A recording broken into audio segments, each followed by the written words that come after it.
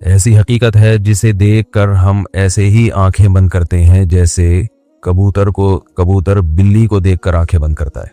सुना है, एक मुहावरा है। अब हकीकत में कभी मैंने कबूतर और बिल्ली का टाकरा देखा नहीं है।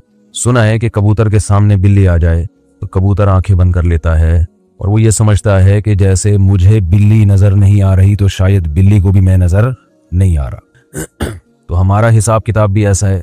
मौत के तज़किरे से हमें नफरत है, मौत के बारे में सोचने से हमें नफरत है, मौत का तस्वुर अच्छा बिल्कुल भी नहीं लगता। आप किसी महफिल में बैठ के मरने की बातें शुरू कर दें, लोग बोलेंगे कोई टॉपिक छेड़ो, पहले कम टेंशन है, अभी मरने मुरने की बातें कर रहे हो यार। जनाजे की बातें अगर शुरू कर दें आप, कहीं महफिल हो ना दोस्तों की बैठे हुए हैं, तो बातें क्या होती हैं आपको पता है? बातें इस तरह की हो रही होती हैं, भाई क्या कमा रहा है, क्या कर रहा है, मुफ्ती साहब के इतने बयान सुन लिए, शादियां कब कर रहा है, और बच्चों की स्पीड वही है या बयान सुन के थोड़ी तेज हुई है पैदा होने की, और जॉब मिल गई है, बीकॉम कर लिया है, मास्टर का इरादा है या नहीं है, या वैसे ही आवारागर्दी कर रहा है। हमारी सुबह से लेकर रात तक, रात से सुबह तक की बातों में मौत का तज़किरा ना होने के बराबर होता है, बल्कि होता ही नहीं है। तज़किरा इतना होता है कि फला भी मर गया, फला भी मर गया, फला, ये खबरें चल रही हैं मार्केट में, फला का भी इंतकाल हो गया और फला भी आज दुनिया से चले गए। तो ये तो खबर है ना, न्यूज इस हद तक तो होता है, वो तो खबर के तौर पर। बल्कि कमाल की बात यह है कि जनाजों में भी मौत का तज़किरा खत्म हो गया। मैयत को अगर दफनाने के लिए जा रहे हैं गाड़ी में रख के या कंधे पे, तो भी मौत का तज़किरा नहीं होता। मैयत को दफनाने के लिए कब्र में डाल रहे हैं, वहां खड़े होकर भी मौत की बातें बोलो ना यार, नहीं होती। हमें याद है बचपन में जब मैयत दफनाने जाते थे ना, तो कम से कम रास्ते में मौत की बातें हो जाती थी कि यार हमने भी मरना है, कल हम भी लेटे हुए होंगे। अब वहां भी नहीं होती, दफनाने के बाद भी नहीं होती, घर आने के बाद भी नहीं होती। बस ये कि ये होती है कि क्यों मरे, कोविड-19 से मरे, हार्ट अटैक से मरे, कोलेस्ट्रॉल ज्यादा हो गया था इसलिए मरे, खुराकें अच्छी नहीं है इसलिए मरे, बेटियों की टेंशन से मर गए, वो मरे। अपने बारे में बात कर रहा हूं मैं। आप कहेंगे दिन भर तो हम मौत की बातें सुनते हैं, लेकिन अपनी मौत के और सामने वाले की मौत के तस्करे बोलने पर गवर्नमेंट ने पाबंदी। अभी तो जिंदा है ना माशा, अभी मरे थोड़ी। जब तक जिंदा है तो जवाब तो देना भाई। तो हमारी मिसाल ऐसे है जैसे मेरे बेटे ने, छोटे बच्चे ने जनाजा देखा, उसको क्या पता ये मैयत क्या होती है। मुझे आके कहने लगा, अब्बू आज मैंने एक मरे हुए अंकल देखे हैं। मरे हुए, उसका ख्याल था अंकलों की दो किस्में, एक चलते फिरते अंकल, एक लेटे हुए अंकल। तो ये भी अंकल हैं, मर गए, तो ये इस तरह भी कोई चीज होती है। तो जैसे बच्चे को थोड़ी पता है कि ये क्या हो गया, तो हमारा हिसाब भी ऐसा है। जब किसी को मरा हुआ हम देखते हैं तो हमारा ख्याल है ये जिंदा अंकल हैं और ये मरे हुए अंकल हैं, ये जिंदा आंटी हैं, ये मरी हुई आंटी हैं। ये नहीं पता कि ये मरने का मतलब है गए। बहरिया टाउन हाथ से बोलो ना क्या हो गया, मैं आपके दिलों से खुरच खुरच के इंशाल्लाह बहरिया टाउन निकाल के छोड़ूंगा, बता दूं मैं। आप बहुत मुसल्लत हुआ है बहरिया टाउन। और रियाज मलिक ही नाम है ना, मलिक रियाज, सॉरी, अगर वो मेरे बयान में आया तो उसके दिल से भी इंशाल्लाह बहरिया टाउन खुरच खुरच के निकालेंगे। तो मालिक है, हम उसको कह रहे हैं कि भाई तुम गलत चीजों से दिल लगा बैठे। बिजनेस से मना नहीं कर रहे हम, बिजनेस से थोड़ी मना कर, वो तो हम साहब ने किया है। दिल नहीं लगाना, मिट्टी के घर हैं, कच्ची मिट्टी है, घरौंदे हैं, मिट्टी से दिल बहलाने वाले दुनिया के सबसे बड़े बेवकूफ होते हैं। तबलीग वाले बड़ी प्यारी बात कहते हैं, खड़ी मिट्टी और पड़ी मिट्टी। जमात में निकलो ना तो कहते हैं जब बंगलों में जाओ और गश्त के लिए तो मुतासिर ना हो मिट्टी की। देयर आर 2 टाइप्स ऑफ मिट्टीज। जब अंग्रेजी में तबलीग होती तो फिर यूं बयान होगा उस डस्ट तो वो उसको कहते हैं वो गर्दो गुबार। तो देयर आर 2 टाइप्स ऑफ मिट्टीज। मिट्टीज की कितनी किस्में हैं, एक पड़ी हुई होती है, एक खड़ी हुई होती है। उसी पड़ी हुई मिट्टी को थोड़ा लिपाई पुताई करके बना दो तो वो वर्ल्ड ट्रेड सेंटर बन जाता है। तो इसी तरह अंकल की भी 2 किस्में। हम सब अंकल हैं ना, अपने से छोटों के लिए हम क्या हैं, अंकल हैं। और जितनी खवातीन हैं वो अपने से छोटों के लिए अंटी हैं। माजरत के साथ मैं खवातीन को अंटी नहीं कह रहा, वो बयान चैनल सब अनसब्सक्राइब कर देंगी ये आंटी का सुन के। आप आंटी नहीं है, आप अपने से छोटियों के लिए आंटी हैं, वैसे आप आंटी नहीं। तो लेकिन वो अपने से छोटा किसी को मानेंगी तो बोलेंगी ना। मसला ये, अपने से छोटा किसी को मानेंगी तो बोलेंगी ना कि मैं, तो कहते सबसे छोटे तो दुनिया में हम हैं। अच्छा खैर, तो मिट्टी की 2 किस्में हैं, खड़ी मिट्टी, पड़ी मिट्टी। थोड़ा सा गारा मिट्टी लगा के बना दो तो इमारत बन जाती है। तो इसी तरह अंकल और आंटियों की भी कितनी किस्में हैं, तो एक पड़े अंकल और एक खड़े अंकल, एक पड़ी आंटी और एक खड़े। हम सब अभी खड़े अंकल हैं, चल फिर रहे हैं। थोड़े दिनों में हम क्या हो जाएंगे, लेट जाएंगे, ऐलान हो जाएगा जी आज फलां का इंतकाल हो गया, आज फलां का इन्ना लिल्लाह हो गया। आपकी दीनी खिदमत, आपकी बदमाशियां, कोई बदमाश दुनिया से जाता है तो उसकी बुराइयां होती हैं, मर गया अच्छा हुआ। कोई अच्छा आदमी जाता है तो उसकी खूबियां बयान होती हैं। लेकिन वो होता पड़ा है, वो अब दोबारा पुलिस से भी नहीं उठ सकता। पुलिस वाले उठा देते हैं अल्हम्दुलिल्लाह। तो बात ये चल रही थी मेरे भाई कि हम सारा दिन सुबह शाम मुख्तलिफ किस्म के तज़किरे करते रहते हैं, ये भी है, वो भी है, यूं भी है, फलाना भी है। इन तज़किरों में मौत का तज़किरा जीरो होता है, जिक्र होता ही नहीं है मौत का। तो जैसे कबूतर बिल्ली को देख के क्या कर रहा है, आंखें बंद, तो हम भी मौत के तज़किरे से क्या कर रहे हैं, आंखें बंद। कहीं बैठे हुए हो ना, जरा मौत का तज़किरा करने लगे, यार एक दिन फट्टे पे हम भी लेटे हुए होंगे, तो लोग चुप करा देते हैं, यार कोई अच्छी बातें करो यार, वैसी टेंशन में है। हालांकि टेंशन खत्म करने का इससे बेहतर कोई जरिया है नहीं। अजीब बात है यार, जिसके तज़किरे को आप टेंशन समझते हो, टेंशन खत्म करने का इससे बेहतर कोई जरिया है नहीं। बार बार करो ताकि मोहब्बत ही दुनिया से खत्म। देखो टेंशन किस बात से होती है, आपको जब आपकी पसंद की चीजें ना मिले, इससे टेंशन होती है ना। अरे मेरे पास गाड़ी नहीं है, फला के पास तो गाड़ी भी आ गई। अरे मेरी तनख्वाह इतनी है, फला की तो तनख्वाह डबल हो गई। अरे भाई मेरी वहां हुई नहीं जहां मैं चाह रहा था, फला की तो उससे भी अच्छी जगह पे हो गई। अरे भाई ये बीमारी है, खत्म ही नहीं हो रही। अरे भाई मैं मोटा क्यों नहीं हो रहा, अरे भाई मैं दुबला क्यों नहीं हो रहा, अरे भाई मैं, यही पाली हुई है ना चीजें हमने। अरे वो लोग बहरिया टाउन में 10-10 प्लॉट खरीद के बैठ गए, हमारे पास एक गज की जगह नहीं है, किराए के मकान पे, वो भी मालिक मकान हर वक्त ताने देता रहता है। भाई इन टेंशनों का बेहतरीन इलाज है, मर जाएंगे सब, क्या हो जाएगा, बोलो ना, खत्म। जब मर गए तो क्या है, अरे जिसके पास गाड़ी है वो कौन सा यहाँ रहेगा। फिरौन के पास तो बड़ा बहुत कुछ था, अपने जो मुल्क का वजीर आजम या सदर होता है उससे तो आप आगे नहीं जा सकते ना। तो अपने मुल्क में देख लो कितने बड़े बड़े वजीर आजम आए, सुदूर आए, कितने बड़े बड़े ऑफिसर आए, आके कहाँ चले गए, फना में, खत्म। किसी का जहाज क्रैश हो रहा है, किसी को फांसी पे लटकाया जा रहा है, कोई अपनी मौत मर रहा है, कोई ये हो रहा है, कोई वो हो रहा है। नबी सल्लल्लाहु अलैहि वसल्लम ने फरमाया अक्सिरू मिन ज़िक्रि हाज़िमिल लज़्ज़ात अल मौत, फरमाया जो लज्जतों को तोड़ देने वाली चीज है ना मौत, उसको बहुत कसरत से याद किया करो, उसका तज़किरा कसरत से किया करो। क्योंकि ये सारी जो नेमतें हैं ना, जिनको देख देख के हम जलते कुड़ते भी रहते हैं, डिप्रेशन में भी जाते हैं, ये सारी लज्जतें क्या होने वाली हैं, खत्म। मौत के तज़किरे से टेंशन जब होगी जब आप दुनिया को मुसाफिर खाना समझ ही नहीं रहे हो, आप समझ रहे हो मैं हमेशा यहां रहूंगा, तो आप इस खुशफहमी में होते हो कि मैं मौत को भुला देता हूं, जबानी होगी आ जाएगी, और मैं यही समझता हूं कि मैं अभी क्या हूं, जिंदा हूं तो कल भी जिंदा हूं। इससे आप समझते हो कि आपको खुशी मिलेगी, हालांकि ये वक्ती खुशी में एक बहुत बड़ा गम लिपटा हुआ आ जाता है आपके साथ। वो गम ये आ रहा होता है कि फिर आप सारी चाहतें यहां पूरी करना चाहते हो। खुश हमेशा वही होता है जो जिंदगी को, दुनिया को W11 समझे। हाँ, उस पर फिर जिन चुड़ैल भूत भी आएंगे तो खुश होगा। जैसे उन सहाबिया को नबी ने बता दिया ना जन्नत की जमानत, तो उन्होंने कहा इसी में खुश है, कोई बात नहीं, ये बीमारी है तो गुजर जाएगी।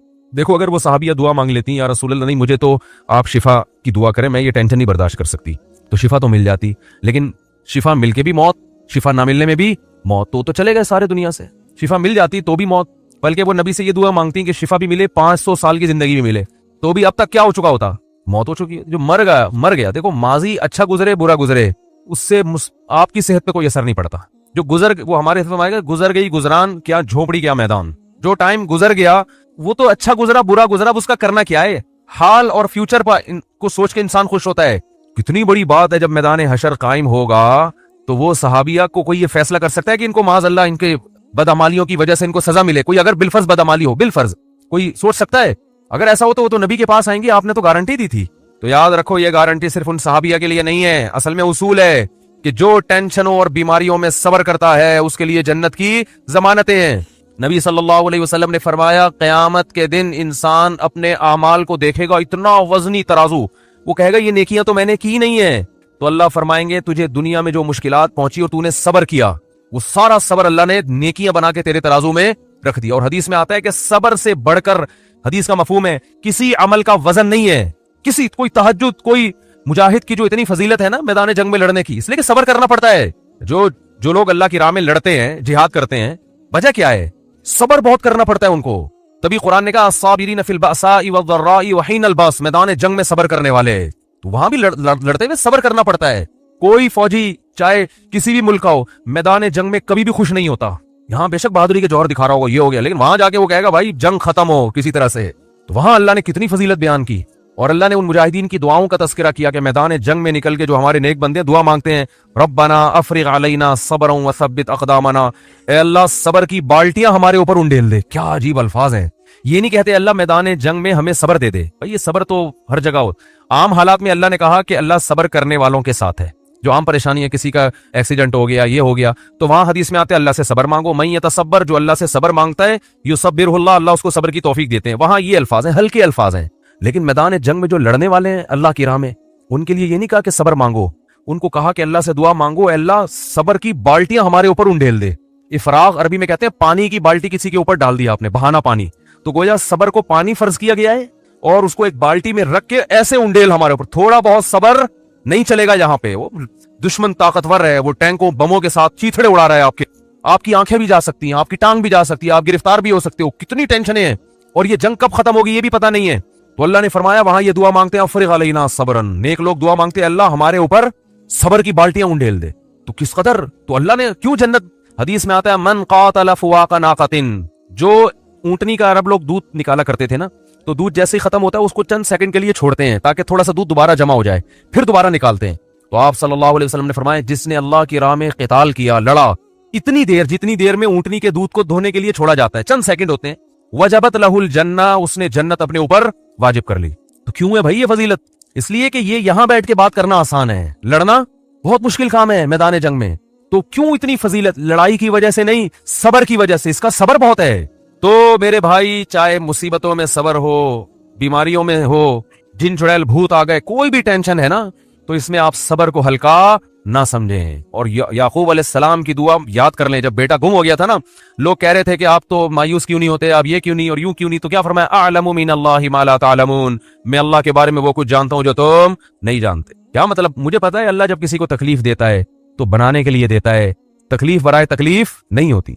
तो मुसलमान के लिए हदीस में आता है कि नबी सल्लल्लाहु अलैहि वसल्लम फरमाया, मुसलमान को जब तकलीफ पहुंचती है उसके दर्जात बुलंद, वो तकलीफ उसको बनाने के लिए, और मुनाफिक को जब तकलीफ पहुंचती है तो तकलीफ बराए तकलीफ होती है। वो हदीस का मफहूम है, पूरे अल्फाज इंशाल्लाह मैं सुनाऊंगा किसी वक्त। तो इसलिए मेरे भाई अल्लाह से आफियत मांगे, हम तकलीफों के अहल नहीं है, हम तो नालायक लोग हैं, बेसब्रे लोग हैं।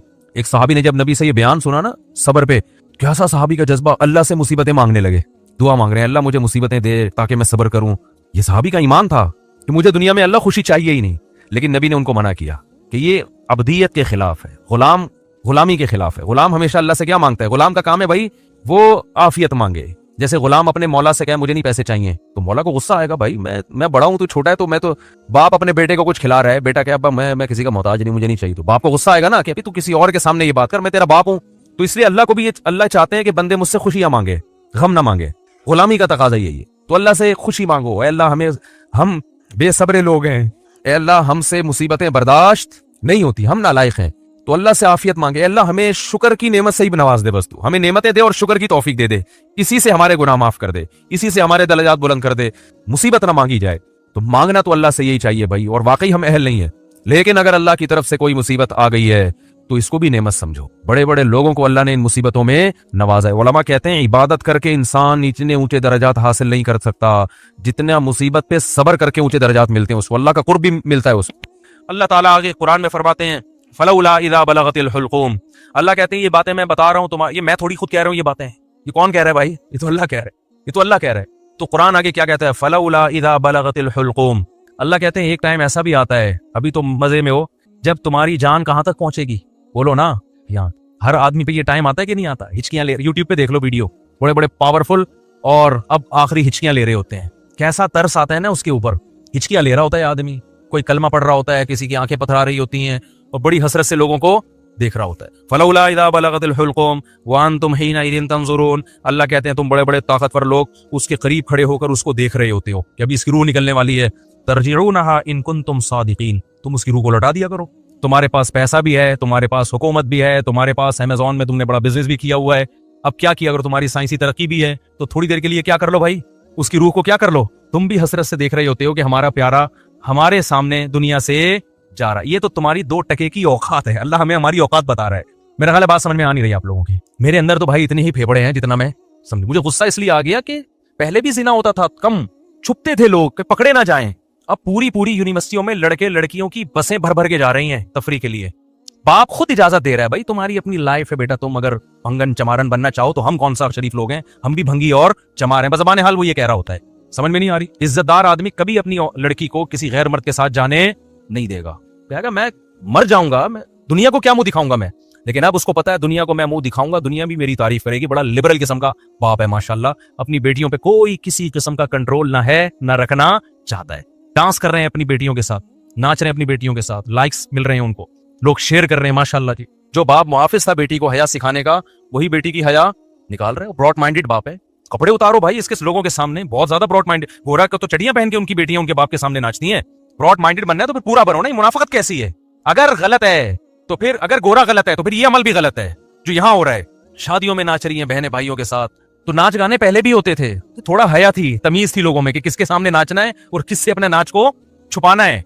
लेकिन अब क्या हो रहा है? गैरत खत्म। वही बात है, जब आखिरत पर ईमान खत्म होगा, जब अल्लाह के सामने जवाब देने का खौफ ही खत्म हो गया, तो फिर जो चाहे करते फिरो। तो कुरान कह रहा है एक वक्त आता है जब तुम्हारी जान कहां पहुंचती है? हलक में, और तुम देख रहे होते हो। वनहनु अक़रबु इलैहि मिनकुम, अल्लाह कहते हैं जितने तुम अपने अजीज के करीब खड़े होते हो ना हसरत से, हम तुमसे भी ज्यादा उसके करीब होते हैं और उसकी कैफियत को जानते हैं। फलौला इन कुंतुम गैर मदीनीन, अल्लाह कहते हैं अगर तुम ये समझते हो तुम्हारे ऊपर किसी का कंट्रोल ही नहीं है, आजाद हो, बड़े पावरफुल हो, तरजिऊनहा इन कुंतुम सादिकीन, तो आज अपनी ताकत का इस्तेमाल करो। ये तो तुम्हारा अजीज है, तुम्हारा माशूक है, इसकी जुदाई तो तुम बर्दाश्त कर नहीं सकते, इसको मरने से रोक लो। फिर सारे डॉक्टर आजिज आ जाते हैं कि नहीं आ जाते? सारे डॉक्टर क्या कह देते हैं? भाई हमारे बस में नहीं। मैं आगा खान में था, अचानक चीखों की आवाज आई ना, अचानक औरतें मर्दों की चीखों की आवाज आई। मैं एकदम डर गया, क्या हुआ? पता चला जी इनके वालिद साहब, उनकी डेथ हुई है। आए थे थोड़ी देर पहले, बिल्कुल ठीक ठाक थे बिस्तर पे, अचानक कोई हार्ट अटैक हुआ या ब्रेन हेमरेज, जो क्या हुआ बहरहाल, तो वो उनको तवक्को नहीं थी कि हमारा बाप ऐसे भी जा सकता है। तो बच्चियां भी रो रही हैं। मैंने कहा यार ये देखो, ये मैंने ऐसे मौत के बहुत सारे वाकयात देखे। गली में गुजर रहे, चीखो पुकार की आवाज आई, क्या हुआ भाई? पता चला जी डेथ हो गई। कितने कितने साल रिश्ते आपस में टाइम गुजारते हैं और जुदा होने में चंद सेकंड भी बोलो नहीं लगे, और फिर रोते 3-4 दिन तक ऐसे हैं जैसे बड़ा गम हुआ है, और 3-4 दिन के बाद 20-20, 30-30 साल पुराने रिश्तों को ऐसा भूलते हैं जैसे जिंदगी में कभी रहना नसीब ही नहीं। ये है वो दुनिया जिसके पीछे इंसान किसको नाराज कर रहा है? खुदा को नाराज कर रहा है। तो कुरान कहता है इसकी जान लौटा के दिखाओ। फम्मा इन खान मिनल मुकर्रबीन, अल्लाह कहते हैं अब ये मेरे पास आ गया है, अब ये तुम्हारी कस्टडी से निकल गया। अब मैं बताता हूँ इसके साथ क्या होने वाला है, समझ रहे हो ना? अब इसका खुद अपने ऊपर भी कंट्रोल नहीं। अब तक तो ये तुम्हारे साथ बहुत कुछ कर रहा था, फला को ऊपर चढ़ा दिया, फला को गिरा दिया, फला को ये कर दिया, फला को ये कर दिया, किसी को गाली दे दी, किसी को सदका खैरात कर दिया, तो ये कर रहा था। अब इसके साथ मैं करूंगा जो भी होगा, तुम्हारा भी कंट्रोल खत्म और खुद इसका भी अपने ऊपर से कंट्रोल खत्म। फअम्मा इन कान मिनल मुकर्रबीन, अल्लाह कहते हैं या तो ये नेक लोगों में से था, सारी जिंदगी इसने मुझे याद रखा, मेरे अहकाम को फॉलो किया, फरौहुं व रैहान, तो इसके लिए खुशबुएं हैं, व जन्नतु नईम, और खुशखबरियां हैं हमेशगी के बागात की। व अम्मा इन कान मिन अस्हाबिल यमीन, दाएं हाथ वालों में से था, फसलामुल लका मिन अस्हाबिल यमीन, अल्लाह की तरफ से इसको सलामतियां मिलना शुरू। ऐसे बहुत सारे वाकयात हैं अहलुल्लाह के कि मौत के वक्त उन्होंने फरिश्तों को देखा और मौत के वक्त वो बातें करने लगे कि अल्लाह की तरफ से हमें नेक फरिश्ते हमारी रूह कब्ज करने के लिए आए। मैंने भी ऐसे वाकयात सुनाए हैं आपको पहले बयानात में, भी बहुत वक्त हो गया तो मैं इसको स्किप कर रहा हूँ। बहुत ऐसे वाकयात हैं, शुहदा के बहुत वाकयात हैं। मेरे वालिद साहब ने बताया कि कारी साहब हिंदुस्तान में कुरान पढ़ाया करते थे, सारी जिंदगी उनके ना बच्चों को कुरान पढ़ाने में गुजरी। मौत के वक्त ना उनकी जिस्म से रोशनी का गोला निकल के गया, सबने देखा जितने लोग। हजरत मौलाना अशरफ अली थानवी रहमतुल्लाह अलैह, जिन पर आज लोग बड़े उटपटांग किस्म के इतराजात करते हैं, इनकी जब डेथ हुई है ना, तवादुर से जो उनके करीब लोग खड़े हुए थे, उन्होंने बताया कि इनकी 3 उंगलियों से रोशनी की किरणें निकल रही थी मौत के वक्त, क्योंकि पूरी जिंदगी ना इन 3 उंगलियों से तसनीफ का काम किया है। इनकी सैकड़ों तसानीफ हैं जिनसे बहुत, अगर मौलाना अशरफ अली थानवी रहमतुल्लाह अलैह हिंदुस्तान में ना होते ना, तो आज यूं कहा जाए ना कि मैं भी शायद बिदती होता, तो ये बात गलत नहीं होगी। हिंदुस्तान में जो बिदतों को रोकने में सबसे बड़ा किरदार है वो मौलाना अशरफ अली थानवी रहमतुल्लाह अलैह है, क्योंकि तसव्वुफ में इतना गुलूब हो गया था कि 20 किस्म की बिदतें शामिल हो, पीर परस्ती और तसव्वुफ, इस पे इनकी बहुत सारी किताबें हैं और बहुत काम किया इन्होंने, किसी की मलामत की परवाह नहीं की। तो इंतकाल के वक्त क्या था? किरणें निकल रही थी उन, ऐसे बहुत सारी करामतें होती हैं। तो कुरान कह रहा है फरौहुं व रैहान व जन्नतु नईम व अम्मा इन कान मिनल मुकज़्ज़िबीन अज़्ज़ालिन, और अगर गुमराह लोगों में से था तो उसको बता दिया जाता है फनुज़ुलुम मिन हमीम, तेरा ठिकाना खौलता हुआ पानी है जो तुझे पिलाया जाएगा, व तस्लियतु जहीम, और भड़कती हुई आग है जिसमें तुझे दाखिल किया जाएगा। आखिर में अल्लाह इस सूरत में कहते हैं इन्ना हाज़ा लहु हक़्क़ुल यकीन, ऐ लोगो ये जो बातें हम कर रहे हैं इनको सियासी बयान ना समझो, ये यकीनी बातें हैं। फसब्बिह बिस्मि रब्बिकल अज़ीम, अपने रब की किबरियाई बयान करो जो बहुत अजमत वाला है। तो ये सूरे वाक़िया का हासिल है जो मैंने आपके सामने बताया। अल्लाह ने अपनी कुदरत को बयान किया और आखिरत की होलनाकियों को बयान किया। तो भाई ताक रातों में खास तौर पर जहां अपने लिए ये कुछ मांगते हो ना, अल्लाह ये दे दे, ये दे दे, ये दे दे, ज्यादा हिस्सा दुआओं का जहन्नम की पनाह और जन्नत की तलब में लगाया। तो कुछ भी नहीं है। कुरान में जगह जगह ना एक मजमून अल्लाह ने बहुत ज्यादा बयान किया है कि जब आखिरत कायम होगी ना तो अल्लाह इनसे पूछेगा कि तुम लोग दुनिया में कितना अरसा रहे हो। अभी तो हम समझते हैं ना एक्चुअली इतनी लंबी उम्र है, दुनिया में रहना है, इतनी लंबी उम्र। आखिरत के मुकाबले में ये ऐसे लग रही होगी एक दिन या आधा दिन। क़ाल कम लबिस्तुम फिल अर्दी अदद सिनीन। कुरान कहता है हम इनसे पूछेंगे बताओ तुम दुनिया में कितना अरसा रहे हो, तो वो जवाब में कहेंगे लबिसना यौमन औ बाज़ यौम, अल्लाह एक दिन या आधा दिन, एक दिन रहे या आधा दिन। और कुरान कहता है कि जब इनको जहन्नम में डाला जाएगा ना तो जहन्नम के दारोगा इनसे कहेंगे अलम तकुन आयाती तुतला अलैकुम, क्या अल्लाह की आयात तुम पर पढ़ के नहीं सुनाई जाती थी तुम्हें, किसी ने इस आग से डराया नहीं था तुमको। तो वो जवाब में क्या कहेंगे रब्बना गलबत अलैना शिकवतुना, अल्लाह हमें डराया गया था लेकिन हमारी बदकिस्मती हम पे गालिब आ गई। जैसे आप किसी इलाके में जा रहे हो ना और वहां डर होता है कि वहां कोई नुकसान ना हो जाए, फिर भी आप चले जाते हो और पकड़े जाते हो, तो लोग कहेंगे भाई तुझे बताया था कि इस गली में डाकू है, तो जवाब में क्या कि यार मेरी किस्मत ही खराब है, पता नहीं मुझे हो क्या गया था। यही कहते हैं ना लोग कि यार मुझे बताया भी था गलत है लेकिन मेरी किस्मत ही क्या है, तो किस्मत पर डाल देते हैं। तो जहन्नमी भी क्या करेगा ऐसे मौके पे, किस्मत पर डाल देगा। फिर कुरान कहता है वो जहन्नमी कहेगा रब्बना अखरिजना मिनहा, ऐ अल्लाह एक दफा तू इस आग से हमें निकाल दे। फइन उदना, अगर हम दोबारा इन बुराइयों की तरफ लौटे, फइन्ना ज़ालिमून, तो वाकई हम जालिम होंगे। कुरान कहता है क़ाल अख्सऊ फीहा, अल्लाह कहेंगे जलील होके पड़े रहो इसके अंदर। वला तुकल्लिमून, मुझसे कलाम मत करो, क्यों, इन्नहु काना फरीक़ुम मिन इबादी, दुनिया में मेरे कुछ नेक बंदे थे जो तौबा कर चुके थे, वो मेरी आयतों पे ईमान लाए और तौबा कर ली और बुराइयों से बचते। फत्तखज़तुमूहुम सिखरियन, तुम उनका मजाक उड़ाया करते थे। तुम क्या करते थे, बोलो, मजाक उड़ाते थे। इन्नी जज़यतुहुमुल यौमा बिमा सबरू, आज उनके सबर का देखो मैंने कैसे बदला दिया है, जिनका तुम मजाक उड़ाया करते थे। अन्नहुम हुमुल फाइज़ून, आज वही कामयाब हैं। फिर आगे कुरान कहता है कि अफा हसिबतुम अन्नमा खलकनाकुम अबसा, तुमने ये समझ रखा था कि हमने तुमको दुनिया में बेकार पैदा किया। बस मैं 2 मिनट में बात मुकम्मल कर रहा हूं। तुम यानी कैसे बेवकूफ हो कि दुनिया में जब तुम्हें जहन्नम से डराया गया तुमने उसको मजाक समझा, तो क्या तुम ये समझते थे कि खुदा ने तुमको पैदा करके ऐसे ही छोड़ दिया, वो वैसे ही बनाया कि नाइट क्लब में नाचो, शराब पियो, जिना करो, होमोसेक्सुअलिटी की तरफ जाओ, ड्रामे देखो, फिल्में देखो, जो मर्जी करो। तो क्या तुमने ये समझ रखा था? यानी ये तो ऐसी अजीब सी बात है कि इसके लिए तो पैगंबर के आने की भी जरूरत नहीं है। अब आप बताओ जो आखिरत को नहीं मानता उससे बोले फिर हमारी जिंदगी का मकसद क्या है, तो क्या मकसद बताएगा बताओ? वो कहेगा भाई इंटरटेनमेंट, रातों को क्रिकेट खेलो, दिन में सोते रहो पड़े हुए, फिर फिल्म देखो, फिर ड्रामा देखो, फिर लड़कियों से छेड़छाड़ करो, फिर सेटिंग करो। पैसा भी इसलिए कमाओ ताकि छेड़छाड़ में आसानी हो जाए। ये जो पैसा कमा रहे हैं ना, अय्याशी के लिए कमा रहे हैं ना, ताकि और जिना हो सके, शराब पिए और मौज मस्ती वाली जिंदगी हो। तो पैसा भी कोई इनका हदफ नहीं है, पैसे से हदफ भी अय्याशी है। तो अल्लाह कुरान में कह रहे हैं कि हम इनसे कहेंगे अफा हसिबतुम अन्नमा खलकनाकुम अबसा, तो क्या तुमने ये समझ रखा था कि हमने तुम्हें ऐਵੇਂ ही पैदा कर दिया, व अन्नकुम इलैना ला तुरजाऊन, और तुम हमारे पास वापस लौट के नहीं आओगे, पैदा करके हमने छोड़ दिया है। फतआल अल्लाहुल मलिकुल हक, अल्लाह कहते हैं अल्लाह इस ऐब से पाक है कि ऐਵੇਂ ही इंसान को बनाए और छोड़ दे के जो चाहे करते रहो। ये तो बहुत बड़ा इल्जाम है, अल्लाह इस इल्जाम से क्या है, बरी है। ऐसा मुजरिम अल्लाह नहीं हो सकता। तो फिर भाई इससे ज्यादा कोई वजाहत हो सकती है अल्लाह की तरफ से? बोलो ना, इसके बाद भी कोई हुज्जत रह गई है? फिर भी अगर मेरे भाई किसी की बदबख्ती आई भी है ना, तो वो जो मर्जी करे, क्या ख्याल है, वो गर्लफ्रेंड रखे, वो होमोसेक्सुअलिटी की तरफ जाए, वो नमाजों को जाया करे, औरत है पर्दा करे ना करे, जो मर्जी करना है करो भाई। इसका मतलब क्या है कि दिलों पर क्या लग गई है, मोहर लग